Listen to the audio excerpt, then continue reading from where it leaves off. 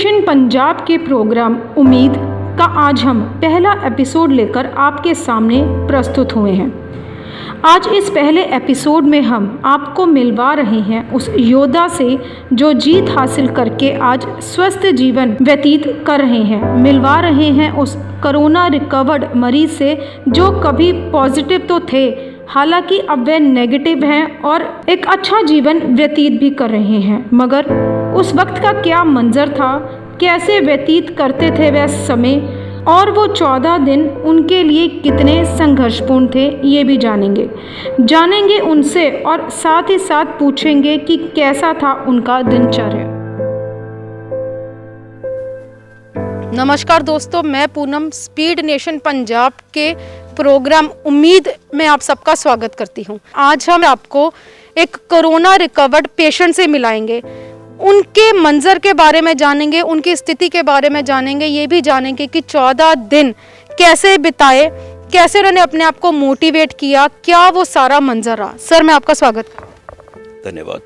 सबसे पहले तो मैं स्पीड नेशन पंजाब आपके सराहनीय कदम की प्रशंसा करता हूं और पठानकोट निवासियों को प्यार भरी नमस्कार। सर, जब आप कोविड पॉजिटिव आए थे, वो कैसा मंजर था आपका? हाँ, सबसे पहले मेरे को घबराहट तो बहुत हुई थी। क्योंकि इसका नाम ही कुछ ऐसा है। लेकिन मैं जो समझता हूँ कि कोरोना या कोविड जो है ना, ये बहुत कुछ है और कुछ भी नहीं है। क्योंकि अगर इसका हम प्रिकॉशन लेते हैं, इसका ध्यान रखते हैं, तो इसको हम बहुत जल्दी इसके ऊपर सर्जिकल स्ट्राइक कर सकते हैं और ये खत्म कर सकते हैं। तो इसको हम बहुत जल्दी इसके ऊपर सर्जिकल स्ट्राइक कर सकते हैं और ये खत्म कर सकते हैं। ये आपने बहुत बड़ी बात कह दी है कि युद्ध है ये कोरोना, और युद्ध को जीता जब ही जा सकता है जब आपके दिल में एक उम्मीद जो है, ठीक होने का जज्बा जो है वो रहता है। जी, क्योंकि इसको जीतने के लिए पहले हौसले की ज़रूरत है। क्योंकि अगर आप हौसला तोड़ देंगे या घबरा जाएंगे तो इस युद्ध को हम पार नहीं पा सकते।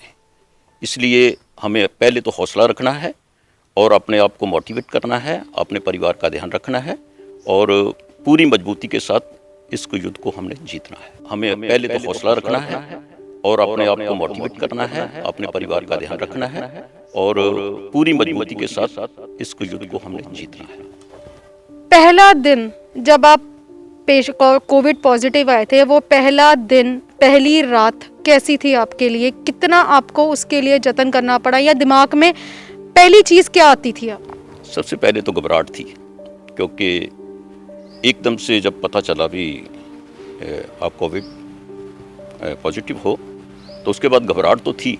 लेकिन हमारे परिवार में हमारे बच्चों ने बहुत धीरे से हमें संभाल लिया और बहुत जल्दी से, मतलब उन्होंने जो भी प्रिकॉशन लेना था, दवाई लेनी थी, वो मेरे को दी और मैं बहुत जल्दी से थोड़ा सा अपने आप को संभाल पाया। ये कहना ज़रूर होगा अंकल की, क्या कहते हैं, अगर घर वालों का सपोर्ट हो या आपके दिल में एक जज्बा हो जीत के बाहर आने का, या आपके दिमाग में वो डर ना हो, तो आप इस महामारी से बाहर आ सकते हैं, जिसमें जज्बे की और मोटिवेशन की बहुत ज़्यादा ज़रूरत होती है।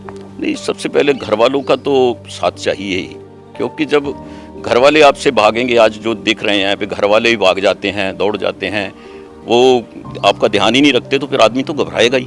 जब आपका सारा परिवार आपके साथ है इस लड़ाई में, तो आपको घबराने की कोई ज़रूरत नहीं है। ये कोई बहुत बड़ी बात नहीं है। इसका थोड़ा सा ध्यान रखना पड़ेगा। टाइम टू टाइम जो आपको दवाई मिली है वो दवाई लेनी है, अच्छा खाना खाना है, अच्छा जो फ्रूट्स वगैरह लेना है, सैलड लेना है और दवाइयों को प्रॉपर लेना है। फ्राइड या कुछ तली हुई चीज़ें जो वो नहीं लेनी है। घर का वातावरण, घर का माहौल कैसा था? क्योंकि जब आप और आपके पारिवारिक सदस्य भी जब कोविड पॉजिटिव आते हैं, हर कोई अपने अपने कमरे में होता है, आप किसी से बात नहीं कर पाते हैं वो 14 दिनों के लिए।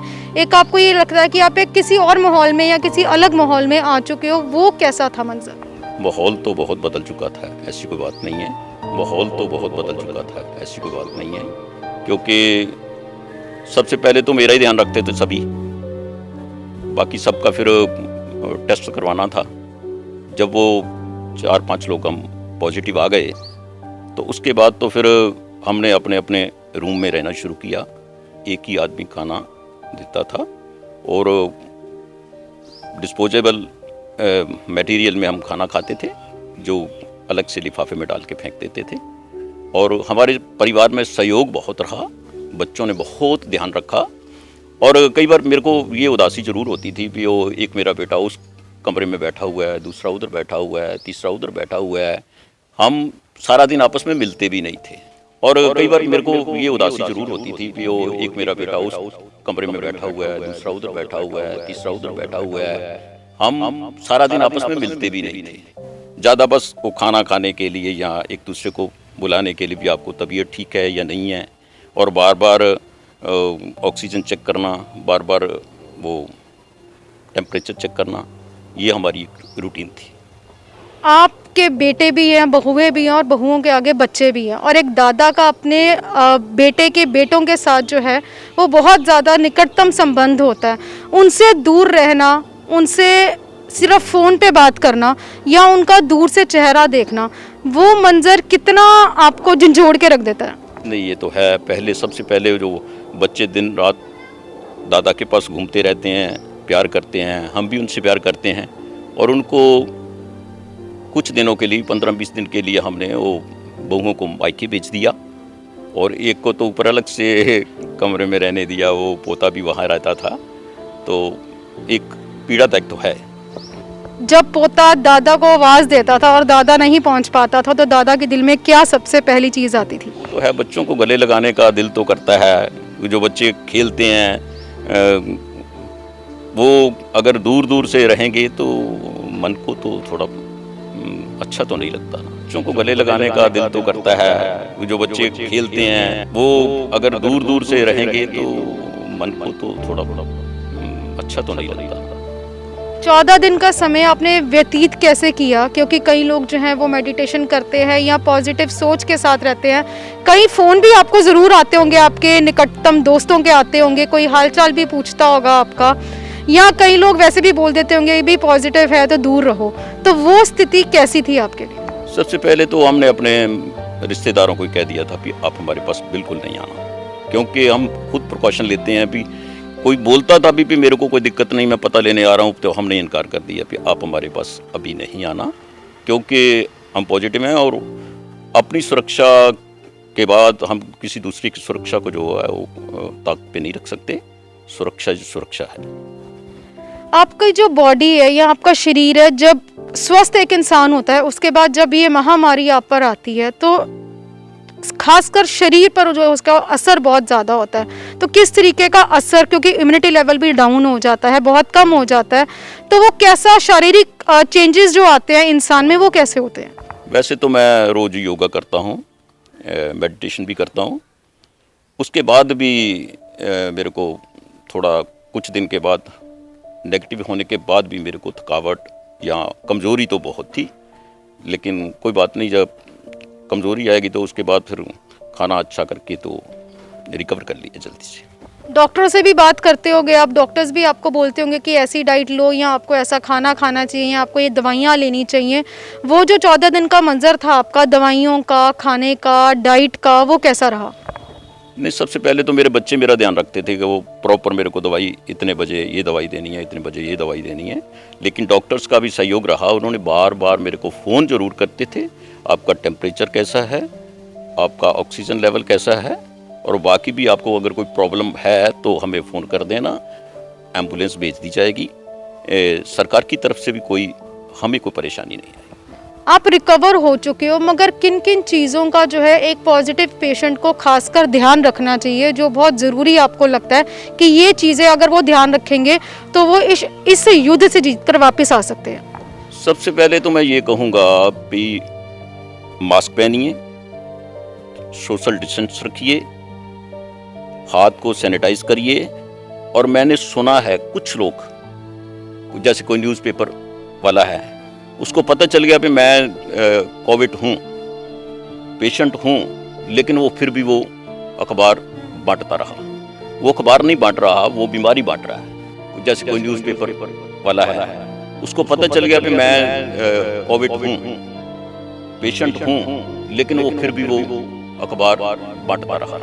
वो अखबार नहीं बांट रहा, वो बीमारी बांट रहा है। कुछ दुकानदारों को, ऐसे रेडी वाले को, खोमचे वाले को, उनको पता लग गया कि मैं कोविड पेशेंट हूँ, लेकिन फिर भी वो अपनी रेडी लगा रहा है, वो लोगों को बांट रहा है, वो अपना काम नहीं कर रहा, वो लोगों को बीमारी बांट रहा है। कहीं ना कहीं अभी भी दिख रहा है कि लोग जो सरकार की हिदायतें उनका पालन नहीं कर रहे हैं। बहुत लोग ऐसे हैं, और मैंने बहुत लोगों के बारे में सुना है, कोविड पेशेंट हैं, वो ग्रोसरी की दुकान पे जा रहे हैं, करियाने की दुकान पे जा रहे हैं, कहीं और जा रहे हैं, लेकिन किसी को बताते नहीं हैं। उनको समझ नहीं है कि मैं वहाँ पर जा रहा हूँ, मैं तो रिकवर हो जाऊँगा, लेकिन उन लोगों का क्या बनेगा जिनको मैं ये बीमारी बांट के आ रहा हूँ।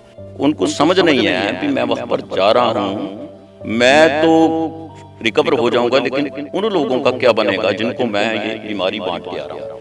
मेरी सलाह है, अगर आपको मान लो अकेले ही हो घर में, आपको ही वो सामान लाना है, और आपने पूरी प्रिकॉशन लेकर के घर से एक लिस्ट बनाइए, उसको सैनिटाइज करिए और दुकानदार को दीजिए, और 10 कदम पीछे बैठ करके आप वो सामान ले सकते हैं। तो ये युद्ध है, इसको हम, ये वैश्विक महामारी है, ये हमारे खाली इंडिया में नहीं, दुनिया भर में ऐसा चल रहा है, और अगर हम इसको लाइटली लेंगे तो ये हमारे अर्थशास्त्र पे ऊपर भी बहुत बड़ा आघात होगा, हमारी सरकार का भी बहुत बड़ा नुकसान होगा, और जब सरकार का नुकसान होगा तो हमारा तो अपना नुकसान होने ही वाला है, इसमें कोई शक नहीं है। और अगर हम इसको लाइटली लेंगे तो ये हमारे अर्थशास्त्र पे ऊपर भी बहुत बड़ा आघात होगा, हमारी सरकार का भी बहुत बड़ा नुकसान होगा, और जब सरकार का नुकसान होगा तो हमारा तो अपना नुकसान होने ही वाला है, इसमें कोई शक नहीं है। जो पॉजिटिव मरीज हैं, जो अपने घर पे क्वारंटाइन है, कहीं हॉस्पिटल हैं, उनका तो डॉक्टर्स ख्याल रख रहे हैं, मगर जो घर में क्वारंटाइन हैं उन्हें किस किस चीज़ का ध्यान रखना चाहिए, क्योंकि आप इस महामारी से उभर कर वापस आए हैं, तो उन्हें किन चीज़ों का ध्यान रखना है जिससे वो जल्द से जल्द जो है इस बीमारी से उभर पड़े? सबसे पहले तो हौसला रखें, क्योंकि हौसला एक सबसे बड़ी बात है, और जो डर है ये तो सबसे पहला वायरस है, डर से बड़ा वायरस तो जिंदगी में है ही कोई नहीं, और जो डर है ये तो सबसे पहला वायरस है, डर से बड़ा वायरस तो जिंदगी में है ही कोई नहीं, क्योंकि डरना नहीं है किसी बात पे। और जैसे फ्राइड है, मैदे वाली आइटमें हैं, कुछ ऐसी चीज़ें हैं जिनको नहीं खाना, और फ्रूट्स वगैरह जो पचने वाली चीज़ें हैं, और रेगुलर मेडिसिन का डोज लेना है, और बार बार अपने को जितने भी, अगर 2 बार 3 बार चेक करना है कि मेरा कोई प्रॉब्लम तो नहीं आ रही, बस ये ध्यान रखना। इन चीज़ों के साथ साथ आपको लगता है कि योगा भी ज़रूर करनी चाहिए या मेडिटेशन भी ज़रूर करनी चाहिए? हाँ, योगा तो इसमें बहुत बड़ा एक योगदान है, क्योंकि आपका अगर सांस ठीक चल रही है, आपकी ऑक्सीजन लेवल ठीक है, जब आपकी ऑक्सीजन लेवल ठीक है तो नेचुरली ये जो ऑक्सीजन का भी इतना बड़ा झमेला खड़ा हुआ है, उसको हम बहुत हद तक रिकवर कर सकते हैं, और सरकार के ऊपर बोझ भी कम कर सकते हैं। पहले एक पॉजिटिव पेशेंट होना, उसके बाद रिकवर होकर ज़िंदगी जीना, कितना अलग लगता है आपको वो मंजर और अब का मंजर? ये तो है, क्योंकि बहुत अच्छा लगता है जब आपने वो देखा हो, मंजर हो। कई बार डर भी लगता है, ज़रूरत से ज़्यादा भी डर लगता है, लेकिन मैं समझता हूँ जैसे मैंने जिया है, घबराने की कोई ज़रूरत नहीं है। मतलब एक विल पावर होनी बहुत ज़रूरी है। विल पावर तो होनी चाहिए, विल पावर के बिना तो आदमी चल ही नहीं सकता, क्योंकि अगर आप में विल पावर है तो आप जल्दी रिकवर हो जाओगे। अगर आप घबराते रहोगे, आए मेरे को कुछ हो ना जाए, तो फिर डेफिनेट होने वाला है, फिर उसको आप कोई नहीं रोक सकते। विल पावर मजबूत रखिए, और आप 101% इस बीमारी के ऊपर विजय पाएंगे। अगर आप घबराते रहोगे, आए मेरे को कुछ हो ना जाए, तो फिर डेफिनेट होने वाला है, फिर उसको आप कोई नहीं रोक सकते। विल पावर मजबूत रखिए, और आप 101% इस बीमारी के ऊपर विजय पाएंगे। शहर वासियों को क्या कहना चाहोगे इस महामारी को लेकर? शहर वासियों को मैं ये कहना चाहूँगा कि ये सब जो है ना, अपना ध्यान रखिए, अपने आस पड़ोस का ध्यान रखिए, ज़रूरतमंदों को ज़रूरत का सामान अगर पहुँचाने वाला है तो ज़रूर पहुँचाइए, क्योंकि सभी लोग समर्थवान नहीं हैं। बहुत यही बात से कई चीज़ें ऐसी हैं, एक सवाल मेरे दिल में ये आ रहा है कि कई लोगों को जैसे अकेले होते हैं या कईयों ने किराएदार भी रखे होते हैं या आस पड़ोस वाले भी होते हैं, उनको कोविड हो जाता है और लोग इतना परहेज करते हैं कि हमने उनके पास नहीं जाना, हमने उनको सुविधा नहीं देनी है। मगर अगर आप उनका हाथ थाम लोगे, हाँ वो अलग बात है कि सोशल डिस्टेंस ज़रूरी है, मगर अगर आप उनको एक चाय का कप पूछ लोगे या उनको खाना पूछ लोगे तो वो भी बहुत ज़रूरी हो जाता है, क्योंकि हम कहते हैं कि अगर हाथ होगा, दूसरा हाथ साथ में होगा तो जल्दी उभर पाता है इंसान। मगर वो देखा गया कि लोग जो हैं उनसे बहुत दूर भाग जाते हैं कि नहीं जी, अगर वो आवाज़ भी दे रहा होगा हम नहीं जाएंगे। ऐसा क्यों है? नहीं, ऐसा तो है, लोग घबराते हैं कि वो कोविड पेशेंट है, मैंने उसके पास नहीं जाना है। और मैं सबको ये सलाह दूंगा, ऐसा नहीं है। आप दूर से ही सही उनका जैसे भी मतलब डिस्टेंस बना करके उनसे उनकी ज़रूरतों को पूरा कर सकते हैं। घबराना नहीं है। जब आप किसी का साथ देते हो तो वो समाज को तो ये करना ही पड़ेगा। घबराते हैं लोग, घबराने की कोई ज़रूरत नहीं है। सोशल डिस्टेंस रख के उनकी मदद की जा सकती है। और एक बात मैं और जोड़ना चाहता हूँ, आज के इस वक्त में हम अपने अधिकारों की लड़ाई लड़ते हैं पे हमारे अधिकार हैं, अधिकार हम ले लेंगे। हमारा अधिकार कोई नहीं ले सकता, लेकिन इस वक्त हमें फ़र्ज़ निभाने की ज़रूरत है। हमारे फ़र्ज़ क्या हैं वो हम निभाएं, ताकि इस देश को परम वैभव पे हम बनाए रखें। हमारा देश कभी नीचा ना हो, क्योंकि हमारा देश अगर कमज़ोर होगा तो नेचुरली हम कमज़ोर होंगे। देश को कमज़ोर नहीं होने देना, उसके लिए सभी लोगों को अपने इस वक्त अपने अधिकारों को छोड़कर अपने फ़र्ज़ को निभाना ज़रूरी है। लेकिन इस वक्त हमें फ़र्ज़ निभाने की ज़रूरत है। हमारे फ़र्ज़ क्या है वो हम निभाएं, ताकि इस देश को परम वैभव पे हम बनाए रखें। हमारा देश कभी नीचा ना हो, क्योंकि हमारा देश अगर कमज़ोर होगा तो नेचुरली हम कमज़ोर होंगे। देश को कमज़ोर नहीं होने देना, उसके लिए सभी लोगों को अपने इस वक्त अपने अधिकारों को छोड़कर अपने फ़र्ज़ को निभाना ज़रूरी है। तो ये थे हमारे पास कोविड रिकवर्ड मरीज, जिन्होंने अपने जीवन के बारे में, अपने सार के बारे में, अपने कोविड के दिनों के बारे में आप सबको बताया। साथ ही साथ उन्होंने बोला कि उम्मीद जो है वो बहुत ज़रूरी है। उम्मीद रखिए, लोगों को भी उम्मीद देते रहें, पैनिक ना हो, लड़ने की क्षमता ज़रूर रखें, विल पावर ज़रूर रखें, तभी आप इस महामारी के दौर से बाहर आ सकते हैं। और लोगों का साथ तो बिल्कुल ना छोड़ें।